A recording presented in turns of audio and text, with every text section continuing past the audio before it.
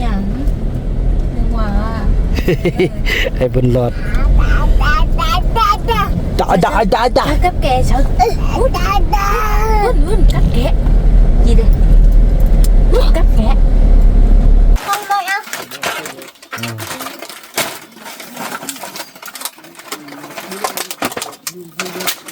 ลูกสาวมุกก็กินบ่หลายเอามื้อนี้กินบ่หมดกล่องซ้ำเนาะเนาะถ้าแมวกินนำเด้อระวังเด้อนี่เด้อลองพักชี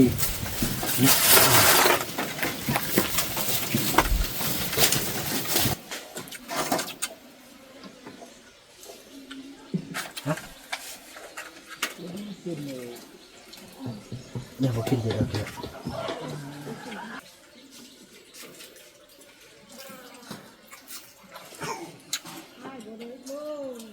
ขอบใจ FC ผู้มีน้ำใจแบ่งปันเหมือนฟ้าบันดาลให้สร้างรายการนี้มาสวยเหลือคนทุกข์คนจนหรือคนด้อยกว่าด้วยแห่งศรัทธาบุญนำพาได้มาร่วมทาง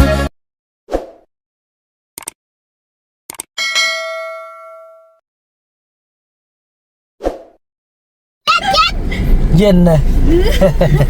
เอาทักทายสบายดีกันพี่น้อง FC ของบอวนำกันเบิดสู่คู่สู่คนพี่น้องเลยเนาะบอว่าสิอยู่ภายในเรืออยู่ต่างประเทศกันคลิปนี้ก็เป็นคลิปที่พวกเราได้ออกตลาดมาเนาะพี่น้องเนาะกับพาลูกๆพาเคยพาน้องสาวพาบุญรอดพาน้องนกพาลูกชายบุญมีพาลูกสาวมุกเนาะมากินอาหารการกินกันแล้วออกตลาดพี่น้องเนาะการเงินที่ว่าออกตลาดน่ะเป็นเงินที่เขาเจ้าหาเองพี่น้องห้องเพลงเนาะเคยเนาะเรียกว่าให้เขาเจ้าฮู้จักแล้วก็ฮู้จักบริหารเวียกเองอันนี้คือทางขึ้นโอ้มื้อนี้ก็คนเข้าไล่ได้พี่น้องไหมทางจนเลื่อมเลยพุ่นเนาะพี่น้องไอ้บุญมีเนาะพุ่นน่ะทางเลื่อมเลยพี่น้องอุ้ยจังได๋เอ้าจะได้ว่าเนี่ยโอ้ปักคู่กันนี่เนาะเฮียนปักกันแล้วนี่บุญรอดกับบุญมีนี่โตก่อนว่า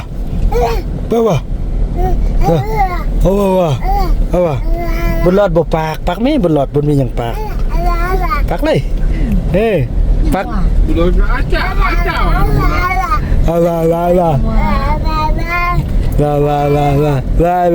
อย่างนึกว่าไอ้บุญรอดจ้ากับแกเฉยวุ่นกับแกgì đâyกับแกถือว่าพี่น้องคือถือว่าบ่าวบุญนำได้สั่งอาหารมันเลือกกล่องนึงเนาะคิดว่าจะให้คนละกล่องแต่ว่ามันเลือกแล้วก็บ่ได้ที่ไปใส่แล้วพี่น้องเอามาให้ทางเมทัลเพชรกันเนาะให้เมทัลเพชรกันเพราะว่าเมทัลเพชรเป็นเมทัลที่เราต้องได้เบิ่งดูแลให้ดีที่สุดพี่น้องเอ้ยเนาะแต่ว่าเดี๋ยวนี้เมทัลมีก็พอเมทัลมีได้บ่อยากคุยอยู่คุยกินละเท่าไรล่ะพี่น้องเอ้ยก็น่าเป็นห่วงอยู่คนเครื่องกันเด้อบัดนี้ของไปของมันหันแล้วบัดนี้หันแล้วเครื่องมียังแดน้ำมันปลาดุกบ่อันของกินเนี่ยอาสิไปให้ไม่เท่าเพชรกับไม่เท่ามีนะพี่น้องเนาะยังมีของกินเนาะบ่นำจะแบ่งให้ทางไม่เท่ามีกับไม่เท่าเพชรเนาะก็เป็นน้ำมันอะไรลืมไปเลยลืมน้ำมันห้ามบุญน้ำใสเลยบ่มีน้ำใสแล้วเนาะก็แค่ได้จักประหยัดดีเนาะลิตรนึงก็กุมได้อยู่เนาะ 2-3 เทื่อเนาะพี่น้องเอ้ย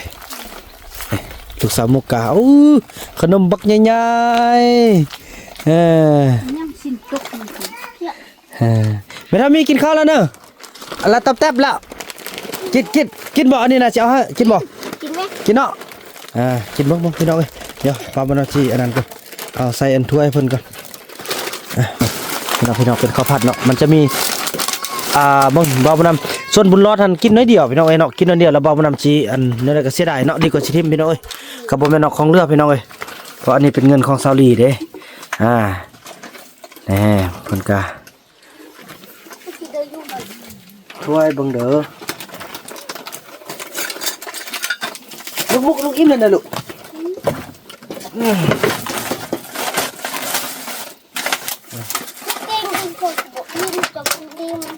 ไม่ทำมิดอ่ะเอาไม่ทำเพชรเอากองย่างเลยกองเลยอ่ะ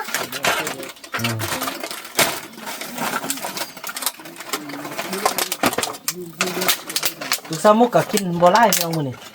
กินบัวมดกล้องสับเนาะนี่เอาบอกคุณมาบอกคุณจริงเลยกินเลย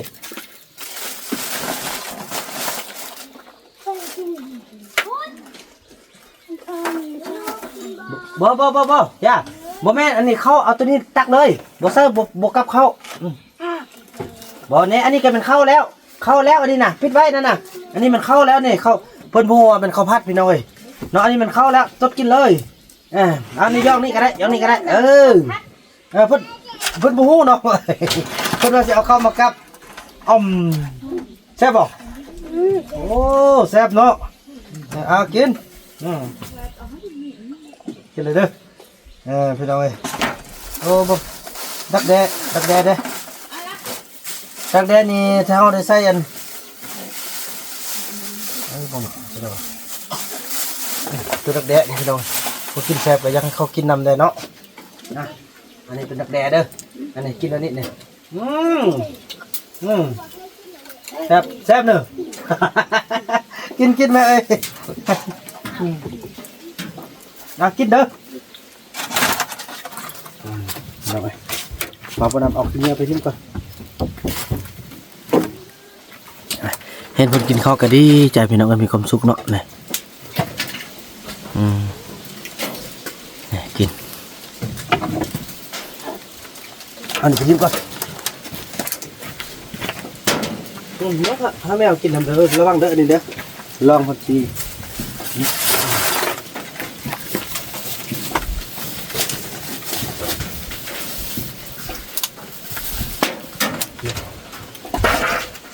เอาข้าวนี่สเกียวข้าวแมวก่อน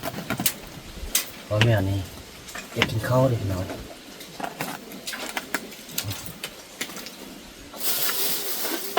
แมวกับแมวไม่มันพี่น้องเกี่ยวข้าวให้แมวกินครับ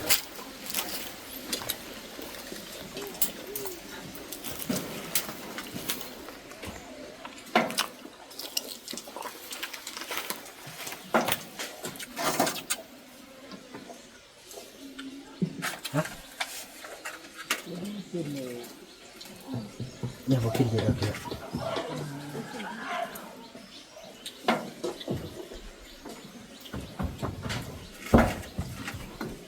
โอ้สออกนอก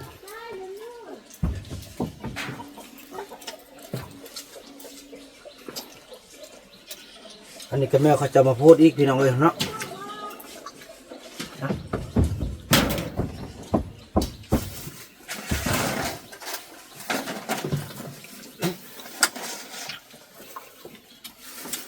กันหมูเกี่ยวก็บุกินพี่น้องแม่เลย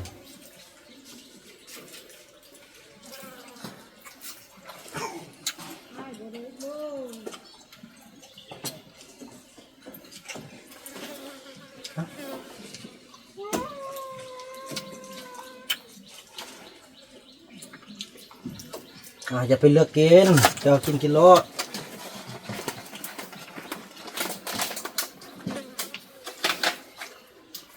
ได้เป็นคนแค่ตั้งแต่บ่ทันได้เริ่ม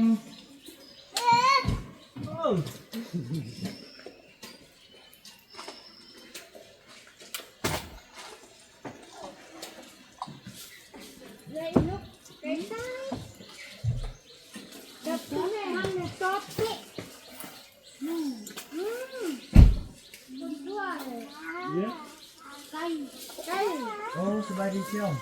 วันนี้หอนเอาแก้มคุณนักมาหอนกันบาดมาตัวเรื่องเชียวบาดมาตัวเรื่องเลย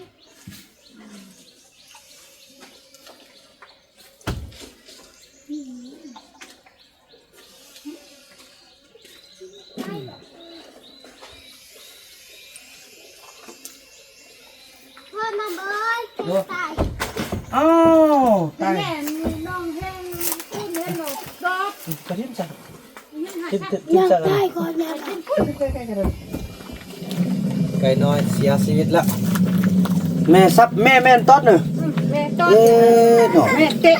แม่เต้นเนอะ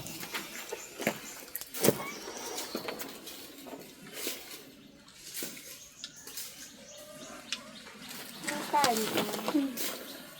ตายตัวหนึ่งเขาจะชิ้นตัวหนึ่ง ไก่น้อยนั่นเนอะ อันนี้ตายตัวหนึ่งเอาสองขาตัวเอง เอาหนูกินไปเลย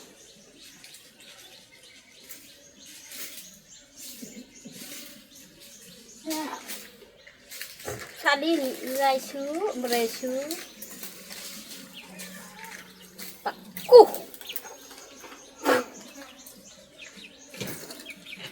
แม่กินแล้ว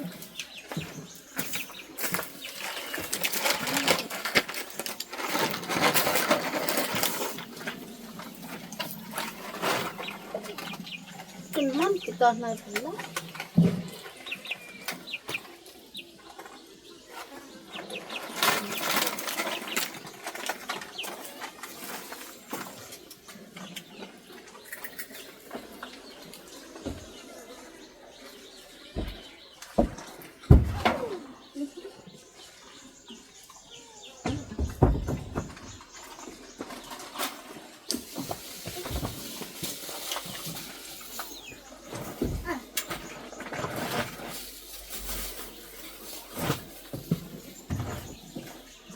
เอาตัวดำตัวแปะอ้ำ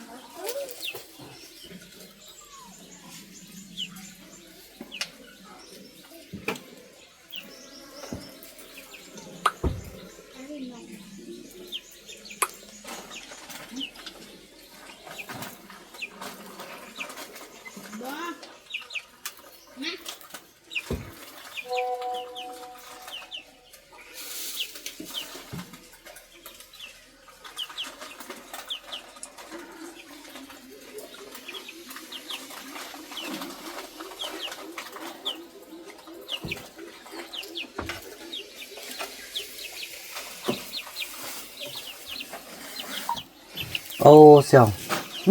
พากันกินเพื่อเดี๋ยวเขาไปบ่ได้เสี่ยวเพอมันอันนั้นแขกสิเข้ามาเที่ยวได้เขาก็เลยได้รอทางรับแขกเสี่ยวแขกมันจะมาเที่ยวพอต้องเรื่องเสี่ยว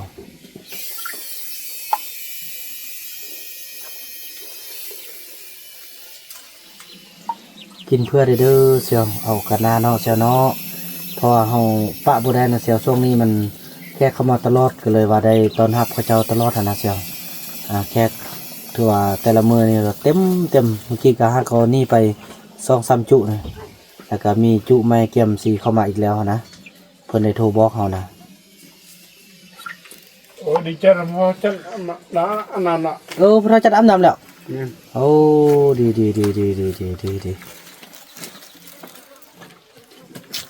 กิมนี้ได้ไหมได้กิมนี้มได้กิม เคยเป็นห่วงเนาะพี่น้องเนาะ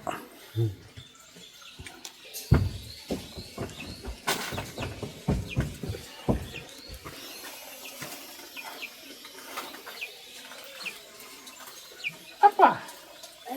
aja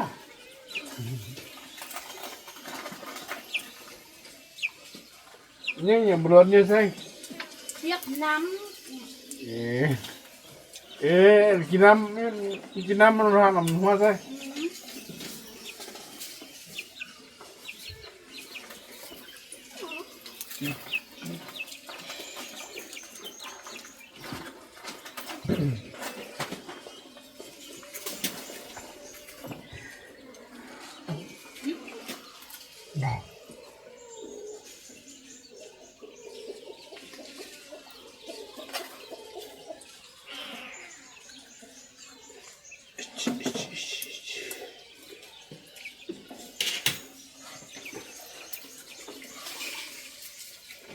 đi đi ำไอ้นี่กาแฟหุ้น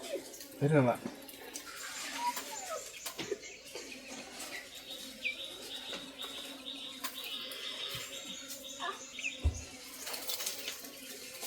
ยุ่งละเลยยุ่งนี่เอา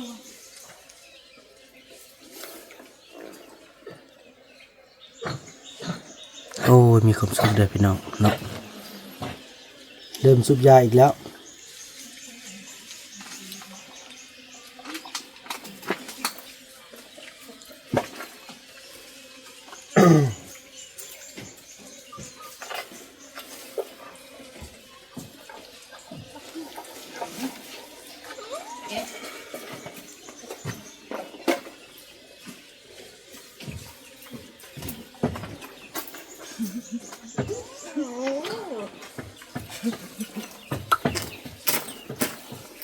ยังสลี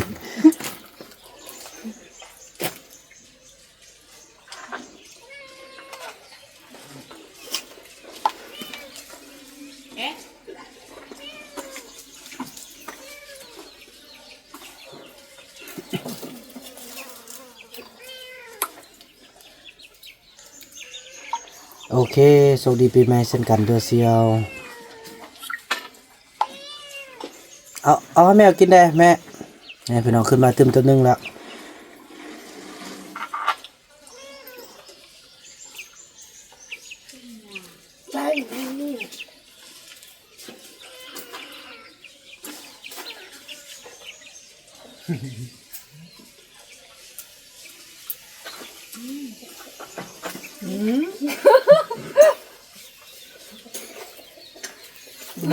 ลงมา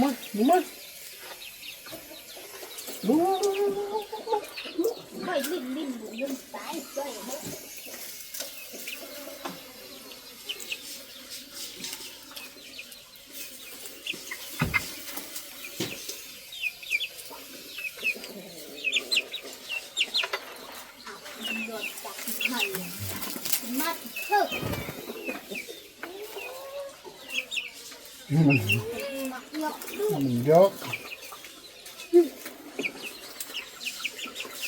ยิ้มแล้วนะแม่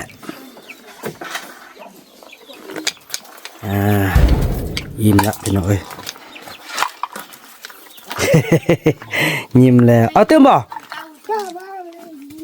ฮะส่งน้องเต้าโอ้นี่นะโอ้น้องเต้าหูเยอะแล้วน้องเต้าเปลี่ยนร่างแล้วพี่น้อง น้องเต้าเปลี่ยนร่างละ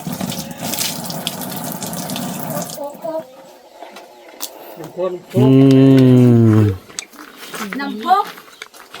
ไฟพก โอ้ยนี่สองญาติกันนี้เคี้ยวให้กินกับบ่กินแม่นได้อันนี้นะอันนี้ก็จะแม่นไปให้ทางพ่อเฒ่าจันทร์แล้วก็ทางแม่แพทย์กินต่อพี่น้องไอ้เนาะโอ้จังได้ซุ่มนุ่มนี่โอ้หลายคนมันจึงม่วนเนาะเอาไอ้บุญมีไอ้บุญรอดกินยัง มักอันเอาเอื่อย เนี่ยมาเอาเอื่อยโอ้มักเอ็มเปิ้ลมักอันนั้นนะป้าพี่น้องเต็มบ่เนี่ยแต่คิ้วกุ๊บเลยพี่น้องเลย เคยบ่คิ้วติ คิ้วซะนะครับจดนั่นเนาะ ไอ้บ่รอดแล้วอย่ามาบ่ต้องเฮียนนะลูกซุปเด้อลูกมุกก็บ่ต้องซุปเด้อผู้งามสบริงามอย่ามาน่ะเห็นบ่อันมื้อนั้นเนาะติ๊กเนาะไปเห็นเนาะอยู่เนาะเขาบ่ซุปยานสบริงามเนาะเพิ่นก็ทำเอื้อยจะซุปยาบ่เอื้อย ผู้สาวงามนี่ก็บอกบ่ค่อยบ่ซุป